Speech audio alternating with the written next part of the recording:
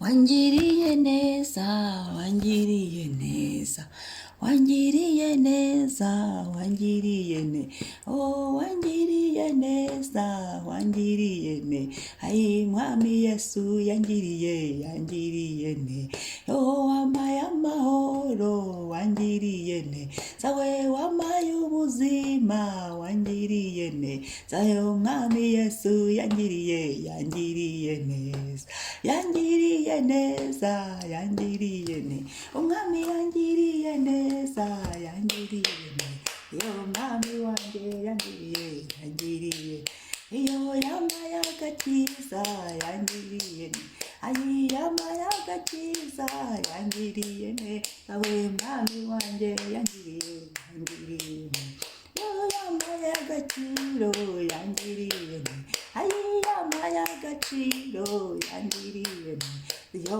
mwami wanjye yangiriye ne, iyo yampaye igitondo, angiriye ne, zawe yampaye kubaho, angiriye ne, zawe Imana yanjye yangiriye ne, aho asubiza mu buzima, yangiriye ne, zawe asubizamo amahoro, yangiriye ne, zayo mwami wanjye yangiriye neza, wangiriye neza, wangiriye neza, wangiriye neza, wangiriye neza, we umwami Yesu yangiriye zawe yamvanye mu byaha, yangiriye zawe yamvanye mu byaha, yangiriye neza, umwami wanjye yangiriye zawe amena mena mena mena mena mena mena mena mena mena mena, jinira Yesu, tambira Yesu, tambira Yesu, tambira Yesu,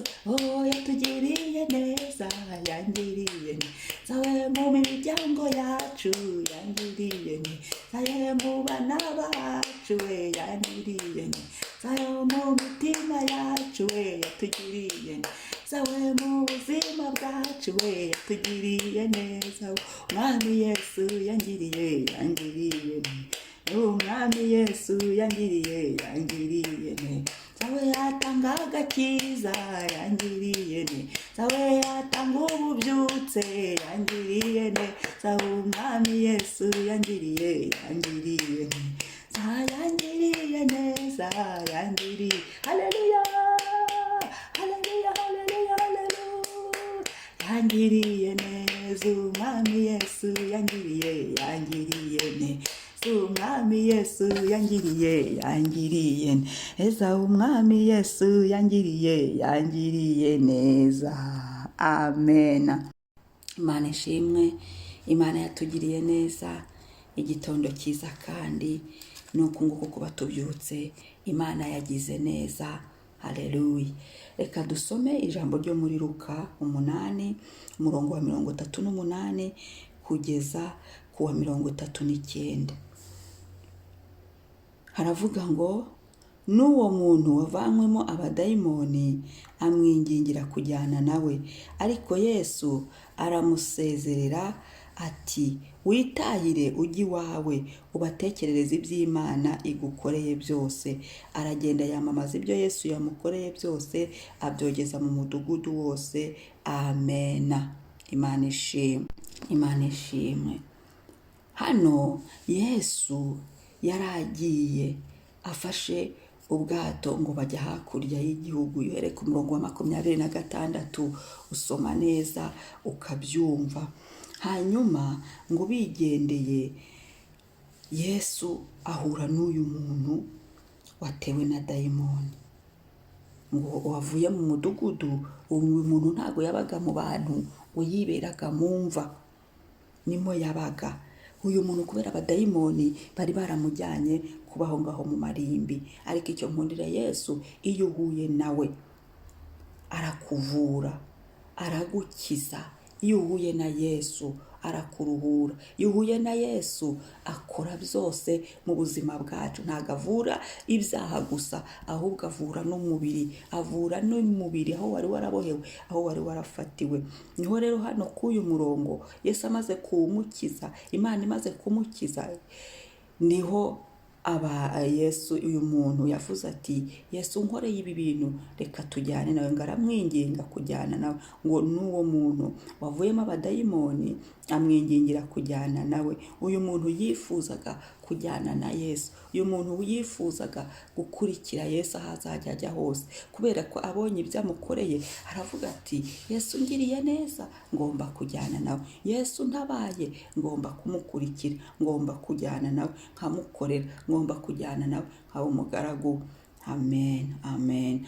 Ngo ariko Yesu aramusezerera ati witahire ujye iwawe ubatekerereze iby'Imana igukoreye byose. Aragenda yamamaza ibyo Yesu yamukoreye byose, abyogeza mu midugudu. Haleluya. Yari yahuye na Yesu, yamugiriye neza, yamukijije. Iyo duhuye na Yesu akadukiza mu mwuka ndetse no mu mubiri, akadukiza ibyaha, akadukiza icyari igishako cyari cyuturiho. Iyo duhuye na Yesu akadukiriza abacu, akatugirira neza mu bacu, turagenda tukamamaza ibyo yadukoreye. Ngo Yesu aramubwira ngo witahire ujye iwawe, ku murongo wa 39, ujye iwawe ubatekerereze iby'Imana yagukoreye byose. Haleluya. Guhamya iby'Imana yakoze, kwamamaza imirimo y'Imana, kuvuga, gutanga ubuhamya, guhamya Yesu ibyo yakoze, guhamya aho yadukuye, kuvuga iby'Imana yadukoreye, kubyandika iby'Imana yadukoreye, tukabibwira abandi, abariho ndetse n'abazaza, bakazajya basanga bakamenya ko Imana yacu ni Imana ikora, ni Imana isubiza, ni Imana igira neza, ni Imana ibohora ikavana umuntu ku ngoyi y'ubwoko bwose. Yesu arakubohora, abohora umutima, akabohora n'imibiri, akiza imitima, akakiza n'imibiri yacu. Haleluya. Ku bw'izina rye n'ububasha bwe bukomeye. Ngo batekerereze iby'Imana yagukoreye byose. Imirimo y'Imana tugomba kuyihamiriza abantu, tugatanga ubuhamya, tukamamaza Imana ibyo yakoze, aho yadukuye, aho itugejeje.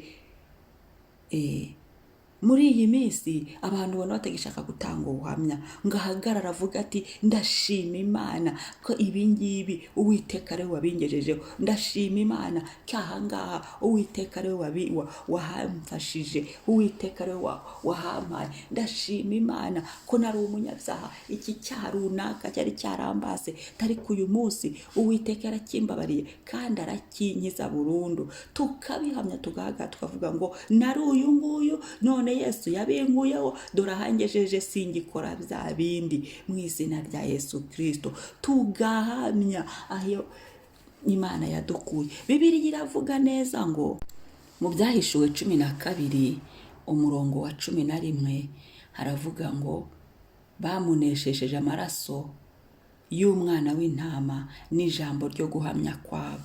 Ibi ngibi bivuze iki? Ni ukuvuga ngo kugira ngo tuneshe Satani. Satani aneshwa n'amaraso ya Yesu Kristo kandi n'ubuhamya.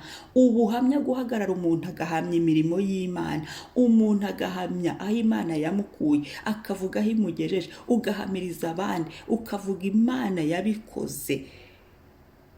Binesha Satani. Ni imwe mu ntwaro y'umukristo inesha Satani. Ngo bamuneshejeje icyambere amaraso ya Yesu Kristo adufasha kunesha Satani, kandi n'ubuhamya. Ubuhamya niyo mpamvu tugomba guhaguruka tugahamya, tukavuga imirimo y'Imana, Imana ibyo yakoze mu buzima bwacu, tukabyamamaza, kuko aho ngaho harimo kunesha Satani. Uko ugenda uvuga iby'Imana yakoze, uko tugenda tuvuga aho Imana yadukuye, uko tugenda tumubwira ati reka dushime Imana, ibyo binesha Satani mu buzima bwacu. Tuba turi kumunesha, tuba tumunesheje mu izina rya Yesu Kristo, turi guhamya Imana yacu, turi kwamamaza imirimo y'Imana. Haleluya. Ndagira ngo uyu munsi wongere wibuke iby'Imana yakoze, maze ubihamye. Uhamagare mwene so, mubwire ati reka nkubwire ku mirimo y'Imana. Uhamye ubwire Imana ngo Uwiteka cya gihankura hano uturabyibuka, tuwiteka ureba bubwira ubuhamya. Si byiza ngo Imana ikore imirimo niturangiza tubiceceke. Oya, tuba turi kwihombya. Tumenye neza ko bidufasha kurwanya Satani, binesha Satani, bimutsinda tukamunesha. Turi kwamamaza imirimo y'Imana yacu, ngo bamuneshesheje ubuhamya n'amaraso ya Yesu Kristo. Mu Byahishuwe 12:11 ujye kuhasoma. Ikintu nakunze uyu muntu ngo aragenda yamamaza ibyo Yesu yamukoreye byose, nta na kimwe yahishe. Tuvuga ibyo Yesu yadukoreye, tuvuga iby'Imana yakoze, apane iby'abantu, apane iby'abandi. No, twebwe mu buzima bwacu na Yesu, ngewe mu buzima bwanjye na Yesu, ngewe mu buzima bwanjye n'Imana, ngahagarara ngahamya Kristo, ngahamya ubuntu bwe, avuga ngo Uwiteka yankuye aha, Uwiteka ngejeje hano. Nkabihamya ngo mu iteraniro ry'abera. Zabura aravuga ngo nzahagarara mu iteraniro ry'abera ngo namamaze imirimo y'Imana. Naha rero ho kuyamamaza, kuko binesha Satani, biramunesha. Ni imwe mu ntwaro dufite inesha Satani, gutanga ubuhamya, kuvuga iby'Imana yadukoreye, tukabihamiriza abandi, tugatanga ubuhamya. Aho wasengeye ugasubirayo ukabaha ku buhamya, bya bindi ni Uwiteka dore y'ibyo yakoze, dore aho yabivanye, dore aho yabigejeje. Tugahamya Imana. Uwiteka hari ibintu byinshi yakoze mu buzima bwacu. Uwiteka hari ibintu byinshi yahinduye mu buzima bwacu. Uwiteka hari amateka, hari ibyo, hari aho yadukuye, hari agakiza yaduhaye. Tugahagarara tukamuhamiriza ngo uyu muntu aragenda nahakunze yamamaza ibyo Yesu yamukoreye byose, abyogeza mu mudugudu wose, arabyogeza.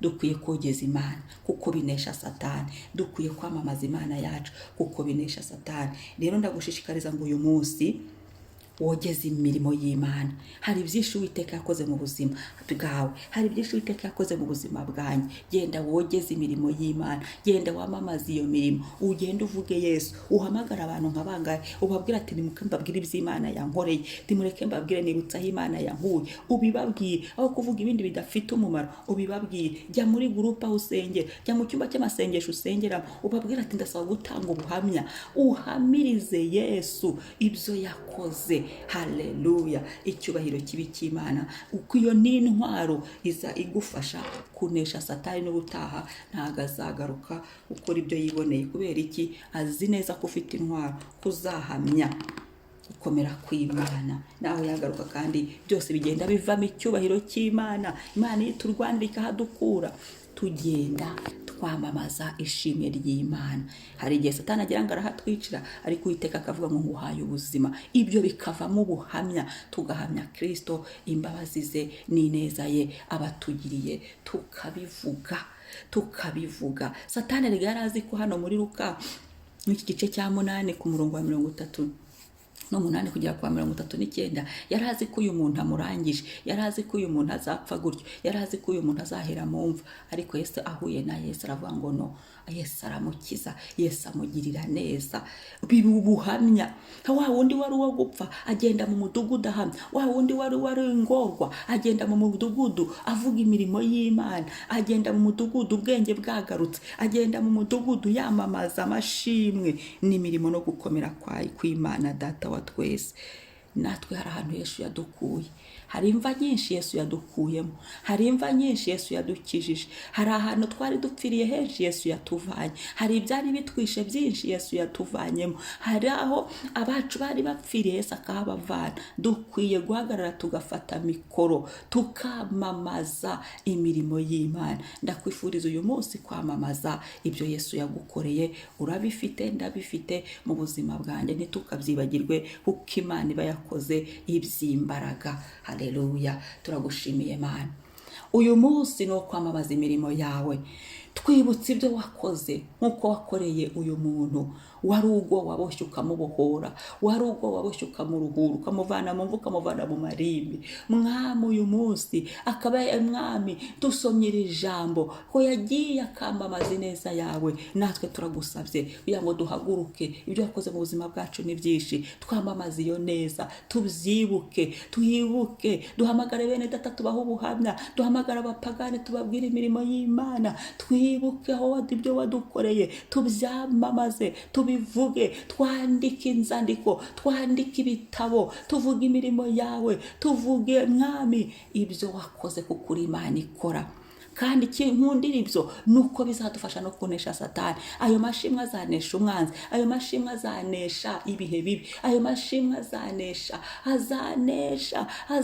ibitero byose umwanzi yatugabagaho. Ayo mashimwe niho tuneshereza, ngo bamunesheje amaraso ya Yesu no guhamya kwabo, n'ubuhamya, guhamya imirimo mu izina rya Yesu. Iki gihe twongere duhaguruke, abantu twe kugira isoni zo kuguhamya, kuko wakoze iby'imbaraga. Oh haleluya. Twibuke kongera guhamya Imana, umwuka wo guhamya, umwuka wo guhagarara, tukavuga gukomera kw'Imana. Satani arazi neza ko iki kintu ari cyiza, rimwe na rimwe akavuga ngo abantu ngo bari kwishyira hanze. Hoya, ahubwo ni intwari idufasha kumunesha mu izina rya Yesu.